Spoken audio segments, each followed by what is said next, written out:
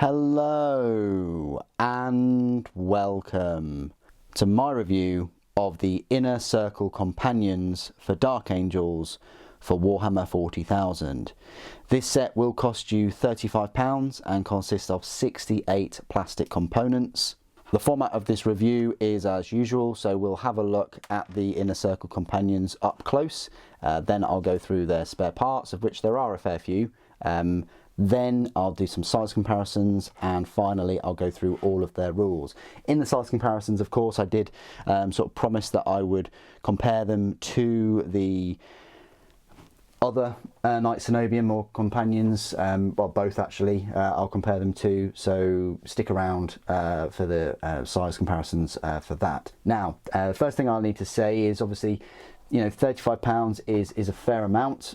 It works out to be, what, almost £12 per Space Marine. I'd say you'd be fine getting 2 packs of these, or maybe they'll have these 3 in a box set in like a Dark Angels Battle Force at some point.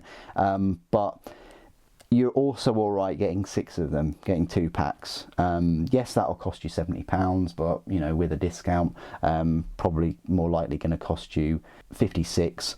You can run them in 2 units of 3 or a larger unit of 6. All of them have 3 wounds each, which is quite decent, and, you know, obviously 1 extra wound than your normal Primaris. So they are quite survivable. You know, if you see a unit of 3, then try not to look at them as sort of 3 models. Look at them as almost 10 models in terms of them having 9 wounds. So let's have a look at the miniatures themselves. There was one that was a bit awkward to put together. These models I built in the live stream. I built all 3 in like the 2.5 hours or 3 hours I did the live stream for, so they're quite quick to build. The middle one is my favourite, I'll just say that right now. This one's quite cool. If you look in the instruction guide, there are options, so each one can build one of 2 variants. I've gone for this one with the kind of banner and the heavy bolt pistol firing. I think it looks quite cool. I really like that sword on the back. You could attach that sword to a rhino or something else if you didn't want to go for this pose. The alternate poses are on the reverse, so if I didn't go for this one, I would have had the choice of going for that one, kind of swiping down, which is still an alright pose. The one in the middle, holding his sword upright, you can either build that one, or you can build this one with the sort of lantern thing, or smoke urn, I don't know. And then the other one, which is, in my opinion, like the most boring, is kind of walking, stumbling forward with the sword raised at that angle, or raised at a side angle. I've gone for the side angle one, like he's about to swipe. So yeah, if you were to get another pack, they're not going to look the same. Each one will look different, especially when it comes to, you know, this straight sword guy and the urn, and then this sort of banner bearer and the other swiping sword. The third one, this one right here, will look similar-ish to the one with the sword pointed upright. I hope that makes sense, that you're getting 6 different poses if you were to buy 2 packs of them. Anyway, that's this one. Anyway, that's the standard bearer. Pretty nice in terms of detail. I think the detail would have been way better in resin, I'll say that. Price wise though, well, 5 of them are what, £75 or so. So maybe 3 of them would have been 50 in resin. I can't see them just making these 3 in resin. Dark Angels needed their own specific sort of blade guard unit anyway, in plastic, so, you know, this is what we've got, and they're fine, they do their job. You know, there's a fair amount of detail for the limitations. It's all good. I like the tassets. The legs were a bit odd to put together because they kind of connect to the robes for each one, and probably this one was the hardest one for me to build, because you kind of have to attach the legs to one part of the robe and then put it on the base, and that can be a bit delicate, but it came out quite well. You got the sword there, you got the Dark Angels specific holster for the heavy bolt pistol, you've got these shield things on each of them, and there's actually a few more spare parts. You've got purity seals, Dark Angel symbols everywhere, swords that are engraved and things. and then you've got this third one as well, which, yeah, hooded. I like the helmet though. That is kind of like a Mark 8, you know, typical Space Marine helmet, but of course he is a Primaris. So I drew attention to that, you know, when I was going through the live stream, is that we're seeing more and more Primaris Space Marines with larger Mark 8 heads. We've even seen some Mark 6 helmets as well. Nice studded heavy bolt pistol holster there as well, and studded tasset. I don't know why the only one is studded and not the other, but plenty of detail on that one too, with a engraved sword. But that's probably like the weakest pose out of all of them. I would have preferred a more dynamic pose, but there you go. In terms of spare parts then, here are the spare parts. So we're getting, you know, three extra swords, which you could probably use on an intercessor or something and really beef it up. I do like this double-handed, but yeah, you could probably use these on other intercessors. I didn't opt for the smoke effects on the top of the power plant things. I just didn't, but you get sort of 3 of them. Not sure if you could use them on other power plants. Here is one of the you know, the urn that could potentially attach to a normal Space Marine. You're getting 3 different hooded heads. These are all helmetless, so you can go for the helmetless heads for the next time, for the next 3. I probably will stick to the helmeted ones if you know, if I can. But yeah, you do get helmetless heads, so 6 heads in total. A number, I'm not sure whether you do get 3, but I've got 3 remaining of these shield things. And then you get a few of the arms that obviously correspond to the other swords. So yeah, you do get some spare parts, but not a massive amount. And yeah, I guess you could use the heads on any intercessors, potentially the swords. I don't know whether you could use all of these parts with normal blade guard. That would be an interesting conversion. Okay then, size comparisons. First of all, just compare them with Asmodai, because you might be attaching Asmodai to these, you know, buffing them, giving them reroll hit rolls and things. So that's where they sort of stand. I'll just use this one as a comparison. Similar height. I'd probably say Asmodai is a little bit taller even on that. Even if you were to remove that base, so he is going to stand out near them, but looks very cool with them, and probably would look cool with another 3 surrounding him.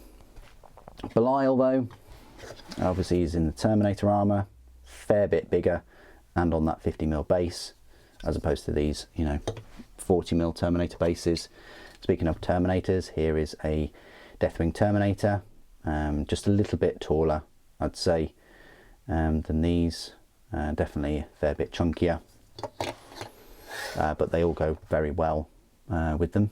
Okay, compared to the Dark Angels Deathwing Companions, which would be £75 for 5, they're all here. I'm not sure why I'm doing this comparison, because, you know, these are Horus Heresy and the others are 40k. 10,000 years separate them. These are Firstborn, these are the size of Space Marines, and then these are, you know, something else, Primaris, 1.5 foot taller. I'm not sure why you would pick one or the other. One's for one game system, one's for the other, but I've been requested this, so I'll just compare it. So here is one of the Primaris inner circle compared to the Deathwing. In terms of swords, compared to the companions. In terms of the companion swords are longer. I'm not sure whether that's because they're specifically Calibanite great swords or something, but compared to their standard swords, the inner circle ones are taller. So this one here has a longer blade and the others are shorter. Of course, they're in the Mark, I want to say sort of Mark 3 armor in a way. But they don't have like Mark 3 power plants. It's sort of like an artificer type armor, and then you've got the Mark 10 armor. Again, more bespoke armor, I'll probably say. But that's where they stood You know, if you wanted to sort of compare them, compared to the Inner Circle Knight Cenobian, which are the ones in the Terminator armour, give you an idea. They are similar height, I'd probably say.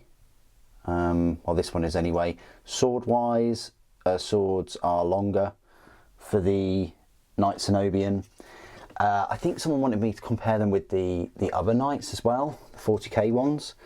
Again, similar. I'd probably say the Deathwing Knights are taller, but then again, these are Primaris compared to standard Space Marines, so there is that. They're on the same size base, but yeah, that might help. I don't know how it will help, but you know, I've got access to these Horus Heresy minis, so yeah, and I've been requested.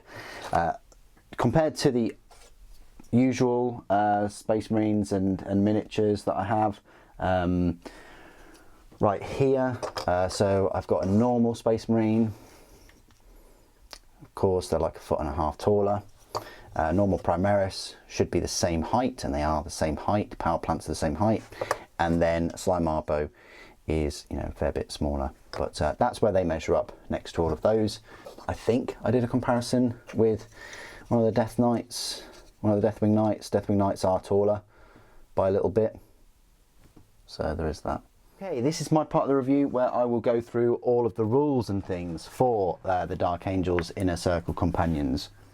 You'll find them right next to Lionel Johnson, I guess because they're his inner circle, you know, his most trusted champions in a way. Points wise, they are going to cost you 105 points for 3 or 210 points for 6. That's not too bad, you know, considering you're going to get 18 wounds with them. Speaking of the stat line, their movement speed is 6 inches, toughness 4, save of 3+, 3 wounds, leadership 6+, and objective control 2. It's important to note they don't have an invulnerable save, which sucks.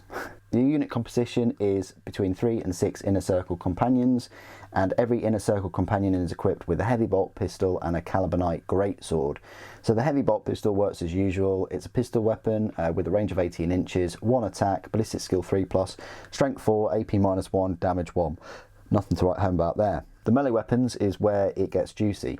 The Calibanite greatsword has 2 profiles to use when attacking. You can go for a strike attack or a sweep attack. Now the strike attack has lethal hits, and it has 4 attacks, weapon skill 3+, strength 6, AP -1, damage 2. Okay, that's not too bad. But then the Calibanite greatsword is a sweep profile, sustained hits 2, 4 attacks, weapon skill 3+, strength 6, AP -1, damage 1. I would have much preferred them to have a weapon skill of 2+. I think 3+ for the Inner Circle it's too close to the Blade Guard. Attach unit. If a character unit from your army with the leader ability can be attached to a Stern Guard veteran squad, it can be attached to this unit instead. That's pretty good, so instead of the Stern Guard, it can be attached to this one.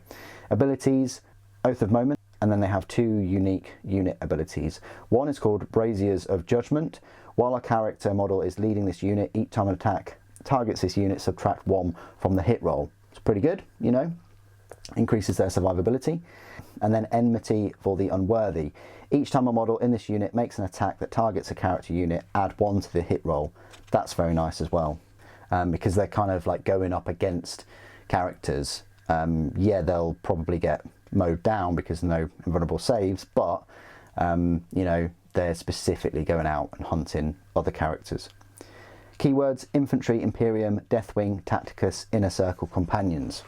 Before I leave, it might be worth kind of comparing them to the Blade Guard Veteran Squad, which also have a similarity in terms of unit composition, that you can have 3 or you can have 6. In terms of points cost, they're very similarly priced. Blade Guard's actually a bit cheaper at 100 points instead of the 105. And in terms of stat line, they are a little bit different. Of course, their movement and toughness are both the same. The save is the same, but the Blade Guard Veteran Squad, because they have their shields, they are getting that 4+ invulnerable, and they do have that Shields of the Chapter special rule. They have the same number of wounds, their leadership is the same, but the Inner Circle Companions have a better objective control.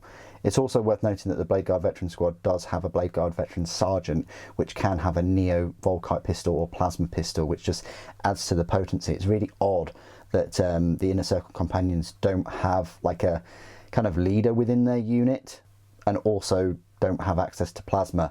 I was really expecting these guys to have the Calibanite greatswords and a plasma pistol of some sort, but they just don't have them, and that would have been awesome.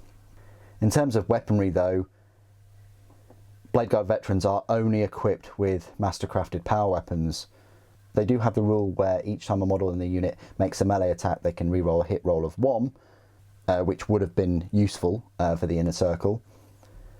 But their mastercrafted power weapons, they just have 4 attacks. Again, they just have the weapon skill 3 plus, strength 5, AP -2, and damage of 2.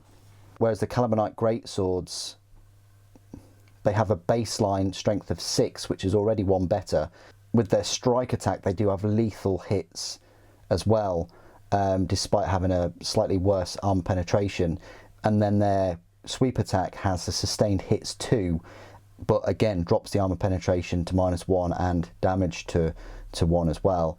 I would have preferred the Calibanite greatswords to have at least the same armor penetration as the mastercrafted power weapons. That would have seemed a bit more fair, and it would have definitely buffed them, considering that they're missing completely out on an invulnerable save, and missing out on a weapon skill of 2 plus, for instance. But what do you guys think of the Inner Circle Companions? It seems like they're just a different flavour of Blade Guard veterans, but without a couple of the perks like an extra plasma pistol. Their swords seem better on paper, but they're also more vulnerable, which is why with these it's really worth buffing them with a character and finding that delivery method. I would not have these out in the open. I would have them attached to a character in a transport, definitely. The Blade Guard Veteran Squad, you can kind of get away with moving them around the battlefield because of their invulnerable saves. Please do put your thoughts and opinions down in the comments below. It'd be great to hear from you. Thank you for watching. The Emperor Protects.